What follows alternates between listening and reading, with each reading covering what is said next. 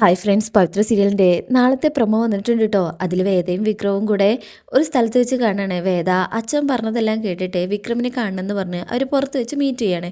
അങ്ങനെ സംഭവിച്ച കാര്യങ്ങളൊക്കെ പറയാണ്.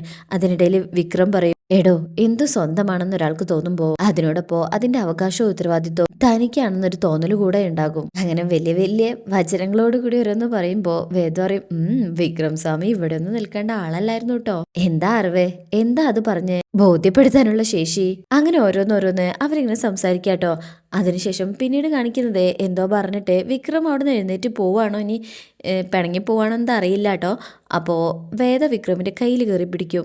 അങ്ങനെ പിന്നീട് കാണിക്കുന്ന ഭാഗത്ത് വേദ പത്മത്തിനെ കാണാൻ വന്നിരിക്കുകയാണ്. നിരാഹാരം നിർത്തണമെന്ന് പറയാനായിരിക്കും. കൂടാതെ വിക്രം തെറ്റുകാരനല്ലെന്നും കൂടെ ബോധ്യപ്പെടുത്താനാണ്. അപ്പോൾ അവൻ മാലയിട്ടിരിക്കല്ലേ, അവൻ്റെ വായിന്ന് സത്യം എനിക്ക് കേൾക്കണം എന്ന് പറഞ്ഞിട്ടാണ് വിക്രത്തിനെ അങ്ങോട്ട് കൊണ്ടുവരുന്നത്. കൂടെ വേദയുണ്ട്. അങ്ങനെ കാര്യങ്ങൾ ചോദിക്കും. എന്താ ഉത്തരം പറയാൻ ബുദ്ധിമുട്ടുണ്ടോ? വിക്രം ഒന്നും മിണ്ടാതെ നിൽക്കുക.